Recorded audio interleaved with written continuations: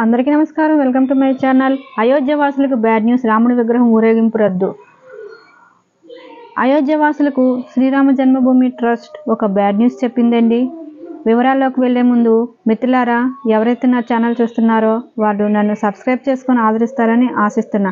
రామ మందిరం ప్రారంభోత్సవ కార్యక్రమంలో భాగంగా ఈ నెల 17వ తేదీన అయోధ్యలో కొలువుదీరనున్న శ్రీరాముడి విగ్రహాన్ని నగరంలో ఊరేగింపు చేయాలని నిర్ణయించారు. అయితే ఆ ఊరేగింపు కార్యక్రమాన్ని రద్దు చేయాలని నిర్ణయించినట్లు ట్రస్ట్ స్పష్టం చేసింది.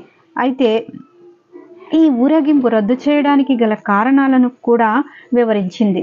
అయోధ్య రామ మందిర నిర్మాణం జరగాలని అనుకునేది దశాబ్దాలుగా కోట్లాది మంది హిందువుల కలగా వస్తూ ఉంది. 500 ఏళ్లకు పైగా సాగుతున్న అయోధ్య రామ మందిర జన్మభూమి బాబ్రీ మసీదు వివాదం 2019 సుప్రీంకోర్టు తీర్పుతో శాంతియుతంగా సమసిపోయింది. ఆ ప్రాంతం రాముడికి చెందిందేనని, అక్కడ రామ మందిర నిర్మాణం చేపట్టాలని సుప్రీంకోర్టు కీలక తీర్పు వెలువరించింది.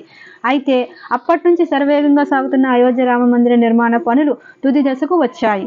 ఈ కార్యక్రమంలోనే అయోధ్య గర్భగుడిలో కొలువు తీరనున్న శ్రీరాముడి విగ్రహాన్ని చూడాలని యావత్ ప్రపంచము ఎంతో ఆతృతగా ఎదురు చూస్తోంది.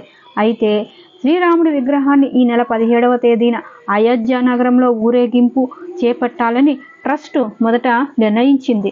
ఆ నిర్ణయాన్ని తాజాగా ట్రస్ట్ ఉపసంహరించుకోవడం కూడా జరిగింది.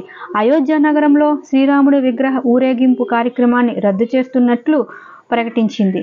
అయోధ్య గర్భగుడిలో ప్రాణప్రతిష్ఠకు జరగనున్న బాలరాముడి రూపంలో ఉన్న శ్రీరాముడి విగ్రహ ఊరేగింపు రద్దు చేస్తూ ఒక ప్రకటన చేసింది. అయోధ్య రామ మందిర ప్రారంభోత్సవం జరగనున్న నేపథ్యంలో నగరానికి భక్తులు అధిక సంఖ్యలో వస్తారని, భక్తుల రద్దీ కారణంగా ఉన్నతాధికారుల సూచనతో ఈ నిర్ణయం తీసుకున్నట్లు ట్రస్ట్ వెల్లడిస్తోంది.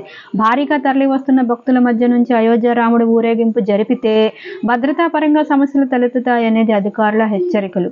ఈ నేపథ్యంలోనే ఈ నిర్ణయం తీసుకోవాల్సి వచ్చిందని పేర్కొంది. అయితే అదే రోజున రామ జన్మభూమి ప్రాంగణంలో ఆ బాలరాముడు కొత్త విగ్రహాన్ని ప్రదర్శిస్తామని స్పష్టం చేసింది. దీంతో అయోధ్య వీధుల్లో రాముడి ఊరేగింపు కార్యక్రమం ఉంటుందని ఆశిస్తున్న నగరవాసులకు నిరాశే ఎదురైంది.